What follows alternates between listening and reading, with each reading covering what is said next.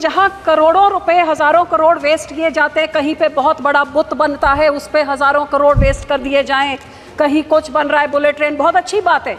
लेकिन जो आपने एम्स बनाए हैं, ऐसे कि आपने बढ़िया इंस्टीट्यूशंस बनाए हैं, तो फिर इधर कंजूसी हम क्यों करते हैं? जितनी सैंक्शनड ग्रांट है वो भी पूरी नहीं देते हैं, पैसे वहाँ के रोके हुए हैं। जिस तरीके से ये एम्स को आपको बढ़ाना चाहिए, हजारों करोड़ उनको तो सैंक्शन करके और देना चाहिए, ना कि सैंक्शन अमाउंट को भी रोकना चाहिए। सरकार के मैनिफेस्टो में कहा था कि ये हर एक डिस्ट्रिक्ट में एक मेडिकल कॉलेज खोलेंगे, लेकिन बजट में तो इसका कोई प्रावधान नहीं रखा।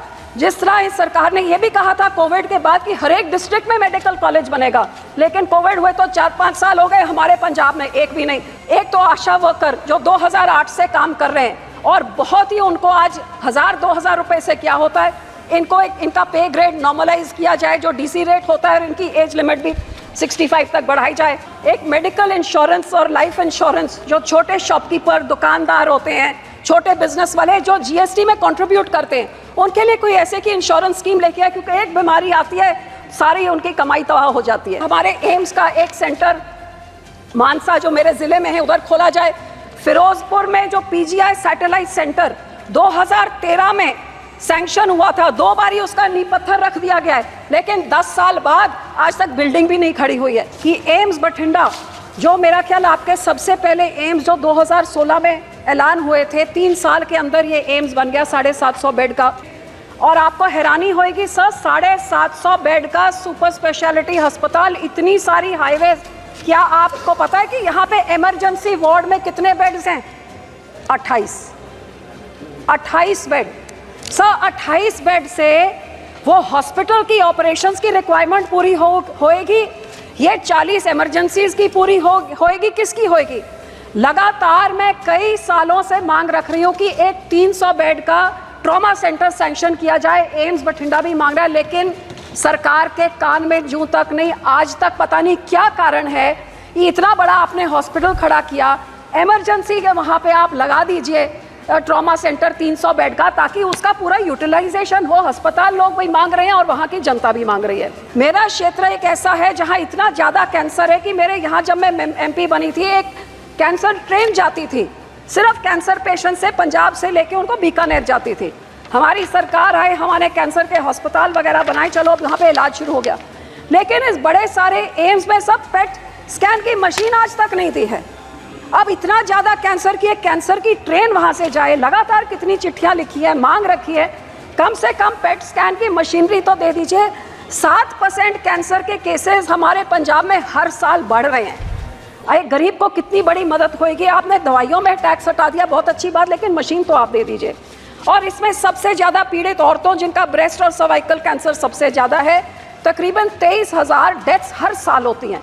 सो ये मैं मांग करती हूँ। सब बाकी जो दूसरी चीज़ें हैं कि वहाँ पे डॉक्टरों के रहने का स्टाफ अकोमोडेशन अभी तक नहीं बना है, हॉस्टल में कमरे कम हैं, तो ये जब डॉक्टर रहेंगे नहीं कैंपस के अंदर, तो इमरजेंसी के लिए अवेलेबल कहाँ होंगे और पेशेंट्स को बोलना पड़ता है। सो ज़रूर मैं बेनती करती हूँ, इधर उधर पैसे खर्चने के बजाय जो प्रीमियर इंस्टीट्यूशंस आपने बनाए, कम से कम उधर के पैसे आप पूरे करिए।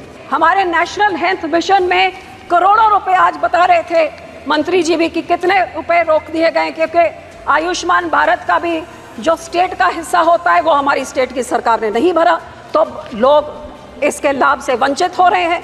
और इसी तरह से इनकी ब्रांडिंग की टसल में ये कहते हैं कि इसकी ब्रांडिंग पीएम जो भी योजना होनी चाहिए, वो कहते हैं हम मोहल्ला क्लिनिक नाम देंगे। नाम की लड़ाई में लोगों की हेल्थ फैसिलिटीज खत्म हो रही हैं। सो मैं बेनती करती हूँ सरकार से, पीपल शुड नॉट सफर। और मैं ये आम आदमी सरकार ने सर जो अपनी सियासत चमकाने के लिए पीआर एक्सरसाइज मोहल्ला क्लिनिक इन्होंने शुरू किए, जहाँ पे सारे हेल्थ इंफ्रास्ट्रक्चर के डॉक्टर्स को लेके बैठा दिया और ब्लड टेस्ट होते हैं, और उनको एक टेस्ट के लिए उनको 50 रुपए मिलते हैं डॉक्टर को। तो आप उनके टेस्ट से देखेंगे, आपको लगेगा सारा पंजाबी बीमार पड़ा है, क्योंकि एक इतना बड़ा करप्शन का ये केंद्र बन गया है। सो सर मेरी बेनती ये है कि ऐसे पैसे आप ना रोकिए जिससे लोगों का नुकसान होता है, और ये पैसे पंजाब को दिया जाए। आज सारे देश में सबसे ज़्यादा अपने जेब से खर्चा करने के लिए हेल्थ सर्विस के लिए पंजाब का नेशनल एवरेज से भी दुगना है, क्योंकि इनकी लड़ाई में सारी हेल्थ सर्विसेज डॉक्टर आम आदमी क्लिनिक में डाल दिए, और जो ढांचा था सरकारी ढांचा वो सारा कंडम हो रहा है। सर एक कहावत है कि जान है तो जहान है, हेल्थ इज़ वेल्थ। सो सर जे जीवन तभी है जो किसी के पास सेहत होती है।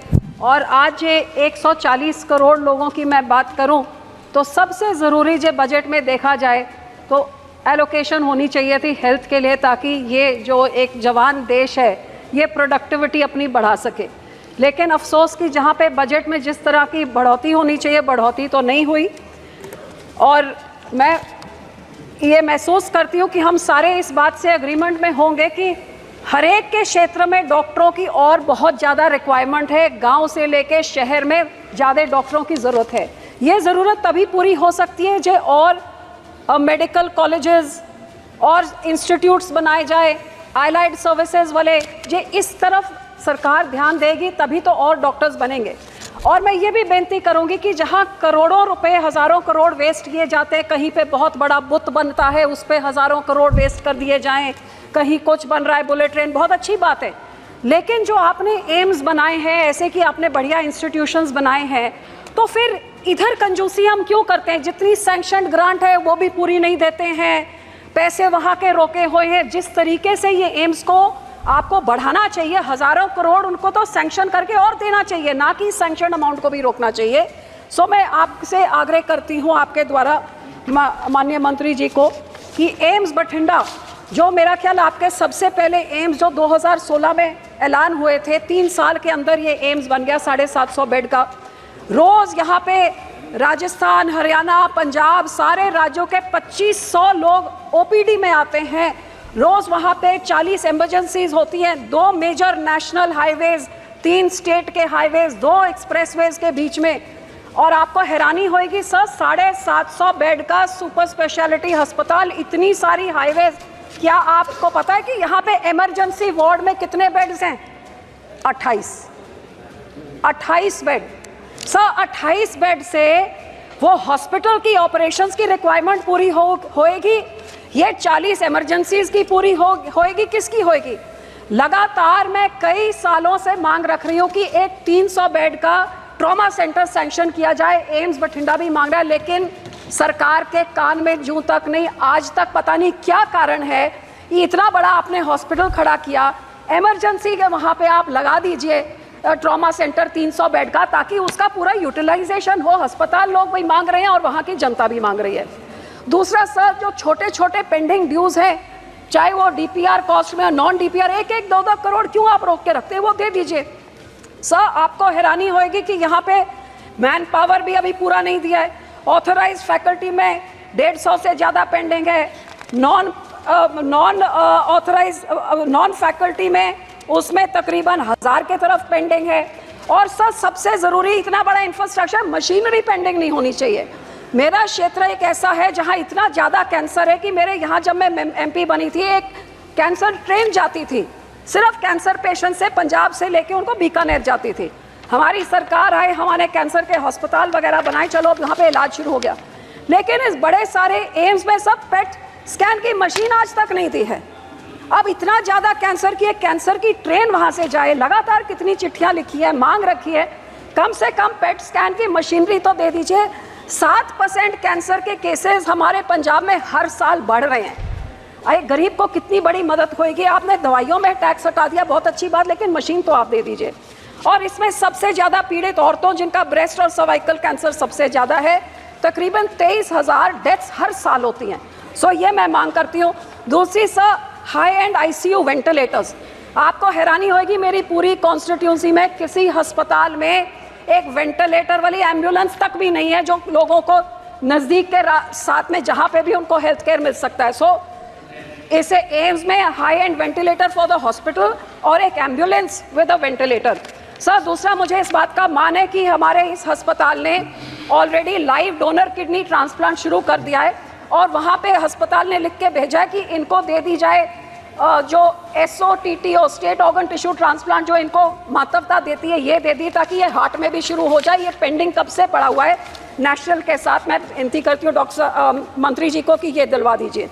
सर बाकी जो दूसरी चीज़ें हैं कि वहाँ पे डॉक्टरों के रहने का स्टाफ अकोमोडेशन अभी तक नहीं बना है, हॉस्टल में कमरे कम हैं, तो ये जब डॉक्टर रहेंगे नहीं कैंपस के अंदर तो इमरजेंसी के लिए अवेलेबल कहाँ होंगे और पेशेंट्स को बोलना पड़ता है। सो ज़रूर मैं बेनती करती हूँ, इधर उधर पैसे खर्चने के बजाय जो प्रीमियर इंस्टीट्यूशंस आपने बनाए, कम से कम उधर के पैसे आप पूरे करिए। सर, दूसरी मैं ये मांग करूंगी कि पंजाब की स्टेट की सरकार अपनी आम आदमी की सियासत चमकाने के लिए और सेंटर की जो टसल रीब्रांडिंग, हमारे नेशनल हेल्थ मिशन में करोड़ों रुपए आज बता रहे थे मंत्री जी भी कि कितने रुपए रोक दिए गए, क्योंकि आयुष्मान भारत का भी जो स्टेट का हिस्सा होता है वो हमारी स्टेट की सरकार ने नहीं भरा, तो लोग इसके लाभ से वंचित हो रहे हैं। और इसी तरह सर, इनकी ब्रांडिंग की टसल में ये कहते हैं कि इसकी ब्रांडिंग पीएम जो भी योजना होनी चाहिए, वो कहते हैं हम मोहल्ला क्लिनिक नाम देंगे। नाम की लड़ाई में लोगों की हेल्थ फैसिलिटीज खत्म हो रही हैं। सो मैं बेनती करती हूं सरकार से, पीपल शुड नॉट सफर।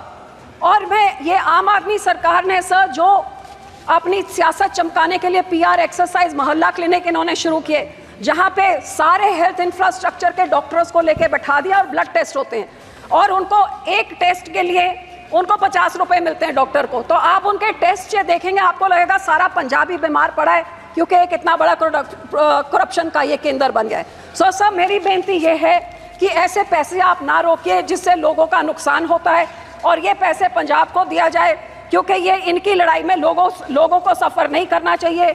आज सारे देश में सबसे ज़्यादा अपने जेब से खर्चा करने के लिए हेल्थ सर्विस के लिए पंजाब का नेशनल एवरेज से भी दुगना है, क्योंकि इनकी लड़ाई में सारी हेल्थ सर्विसेज डॉक्टर आम आदमी क्लिनिक में डाल दिए, और जो ढांचा था सरकारी ढांचा वो सारा कंडम हो रहा है। सर, 2 पॉइंट्स अखीर में। एक तो आशा वर्कर जो 2008 से काम कर रहे हैं, और बहुत ही उनको आज 1000-2000 रुपए से क्या होता है, इनको इनका पे ग्रेड नॉर्मलाइज किया जाए, जो डीसी रेट होता है, और इनकी एज लिमिट भी 65 तक बढ़ाई जाए।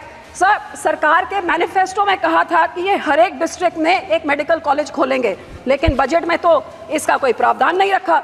जिस तरह इस सरकार ने ये भी कहा था कोविड के बाद कि हर एक डिस्ट्रिक्ट में मेडिकल कॉलेज बनेगा, लेकिन कोविड हुए तो 4-5 साल हो गए, हमारे पंजाब में एक भी नहीं।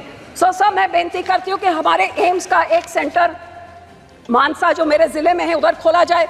फिरोजपुर में जो पीजीआई सैटेलाइट सेंटर 2013 में सैंक्शन हुआ था, 2 बार ही उसका नींव पत्थर रख दिया गया है, लेकिन 10 साल बाद आज तक बिल्डिंग भी नहीं खड़ी हुई है। सो मैं सरकार से ये भी बेनती करती हूँ कि वो जो आपने सैंक्शन किया, कम से कम उन प्रोजेक्ट्स को कंप्लीट करिए, जे आप लोगों की हेल्थ की तरफ आप सुगिर्द हैं। और सर, इसी तरह एक मेडिकल इंश्योरेंस और लाइफ इंश्योरेंस, जो छोटे शॉपकीपर दुकानदार होते हैं, छोटे बिजनेस वाले जो जीएसटी में कंट्रीब्यूट करते हैं, उनके लिए कोई ऐसे की इंश्योरेंस स्कीम लेके आए, क्योंकि एक बीमारी आती है सारी उनकी कमाई तबाह हो जाती है। सो मैं आपके तरफ से ये भी मैं उनको बेनती करती हूँ, और ये जरूर कि एम्स बठिंडा के सारा कुछ उनका सैंक्शन ड्यू है, और सबसे पहले ट्रॉमा सेंटर जरूर 7 साल से मैं मांगी जा रही हूँ, मैं उम्मीद करते हैं जल्दी करें। Thank you.